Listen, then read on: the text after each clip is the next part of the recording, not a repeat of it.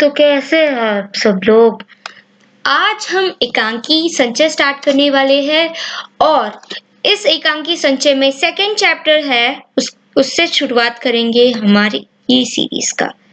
ठीक है, बहू की विदा।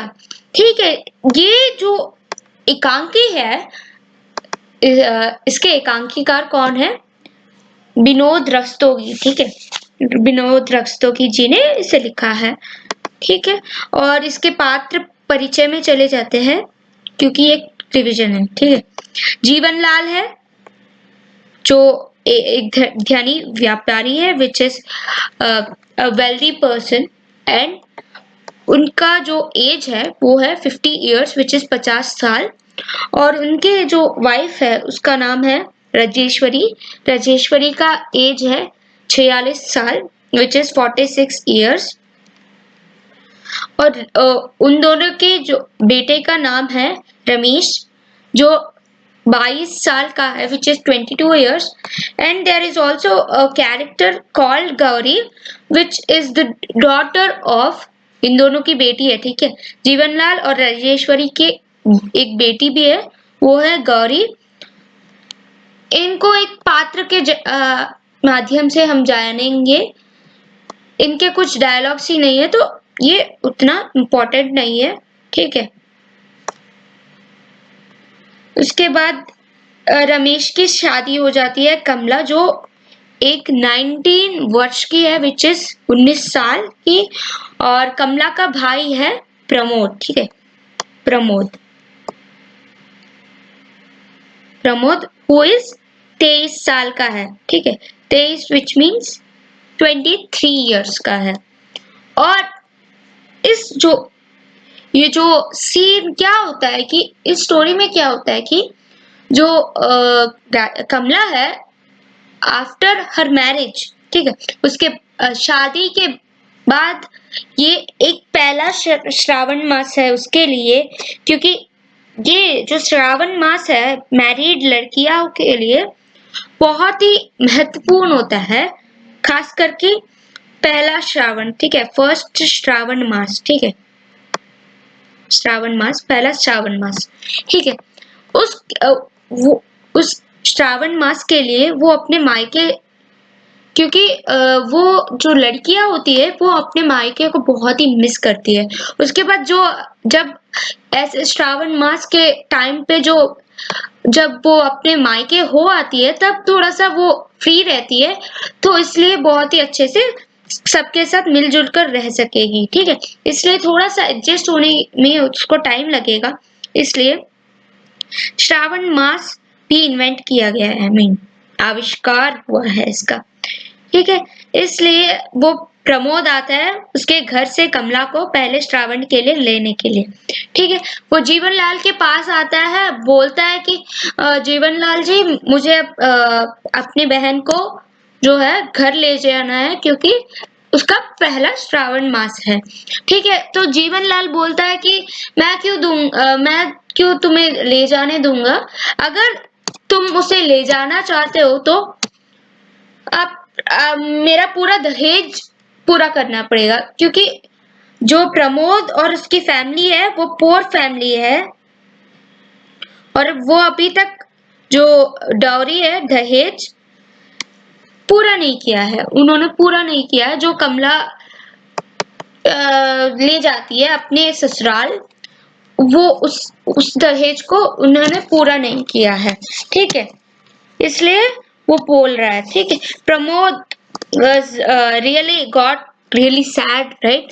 So जीवनलाल बहुत ही सुना देता है प्रमोद को कि नहीं, क्योंकि तुम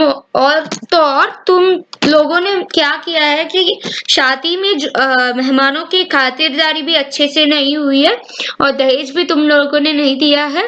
और मेरा जो ये चोट लगा है which means चोट here, it means that Dahej and those beizati in between his relatives was the hurt here. Okay, for that he need a medicine. What is that medicine? दहेज। ठीक है, दवाई कौन सी है? दहेज। ठीक है, इसलिए उसे चाहिए था। अब प्रमोद एक पुअर फैमिली का है और कमला भी एक पुअर फैमिली की होगी, और उनके पास अभी बचा था एक मकान। ठीक है, अगर उनको कमला को लेकर अपने घर ले जाना है तो उसको मकान बेच देनी पड़ेगी, क्योंकि उसके पास पैसे नहीं है, ना तो पैसे है ना तो कुछ और है। तो मकान को अगर वो बेचेंगे तभी वो अपने बहन को घर लेके जाएंगे। एक ही मकान है, अगर वो भी बेच दिया तो उनके पास कुछ भी नहीं होगा, घर पर कुछ भी नहीं होगा, तो कहाँ से ले जाएगा प्रमोद भला। ठीक है, ऐसे कॉन्वर्जेशन चलता रहता है। तो बीच में राजेश्वरी आती है और जीवनलाल बाहर जाता है कुछ करने के लिए। ठीक है, तो जीवनलाल और राजेश्वरी भी अपने बेटी का वेट कर रहे हैं, गौरी का। ठीक है, गौरी का वेट कर रहे हैं वो दोनों, क्योंकि उसका भी पहला श्रावण है, उसके लिए रमेश गया है गौरी के ससुराल। ठीक है, तो राजेश्वरी कमरे में आती है जो जब जीवनलाल नहीं जो प्रमोद और कमला बैठकर बातें कर रहे होते हैं। कमला बोलती है नहीं भैया, जो गौरी आ जाएगी तब हम दोनों अच्छे से मिलजुल कर रहेंगे, क्योंकि वो मेरी बहुत ही अच्छी फ्रेंड लगती है। क्योंकि गौरी और इन दोनों के बीच में थोड़ा बहुत बॉन्डिंग था कि वो जैसे कि फ्रेंड्स लाइक रहते थे और अच्छा सा खासा बॉन्डिंग था। फिर भी प्रमोद कहता है नहीं, तुम्हें मेरे साथ चलना ही पड़ेगा। तब राजेश्वरी आती है और बोलती है कि वो पैसे देगी। ठीक है, पैसे देगी, और जब उसके पास पैसे बचेंगे तब वो चुका सकता है। ठीक है, तो जैसे ही वो बढ़ने लगते हैं अलमारी के तरफ, तभी जीवनलाल आ जाता है। तो फिर से कॉन्वर्जेशन स्टार्ट हो जाती है। प्रमोद बोलता है नहीं, मैं अभी नहीं चुका सकता, बाद में चुका दूंगा। फिर भी कमला जीवनलाल उसे मानता ही नहीं है। राजेश्वरी भी समझाने की कोशिश करती है। उसके बाद क्या होता है, रमेश आ जाता है, घर आता है रमेश। ठीक है, जब तब जीवनलाल और राजेश्वरी बोलते हैं कि कहाँ पर है गौरी, मुझे दिखाई नहीं दे रही। तो रमेश बोलता है वो विदाई नहीं किए। ठीक है, क्योंकि उनका भी कुछ प्रॉब्लम था। ठीक है, प्रॉब्लम क्या था मैं बताऊंगी, रुको जरा। वो भी कह रहे थे कि दहेज पूरा नहीं किया। ठीक है, फिर जीवनलाल बोलता है कि दहेज कितना दिया हमने दहेज उसे, फिर भी वो विदाई नहीं किए। उसके बाद क्या होता है आप कुछ खुद ही समझ सकते हो। तब जीवनलाल को रियलाइजेशन होता है कि ये जो अभी जो जो फील कर रहा है वो कमला और प्रमोद की माँ भी फील करेगी। तब वो जाकर बदल जाता है, प्रमोद के साथ कमला को भी अपने मायके भेजता है। ठीक है, उसके बाद क्या होता है, ये पूरा स्टोरी खत्म हो जाता है। ठीक है, ठीक है, कभी कभी चोट भी मरहम का काम कर देती है बेटा। Lastly, he told that sometimes hurt also works as a दवाई for us बेटा. So you can take her Kamla to your mother's house and keep her with you for some days and send her back. तो ये खत्म हो जाता है। ठीक है, ये अगर आपको समझ में आ गया तो बोल देना कि आई अंडरस्टूड कमेंट बॉक्स में।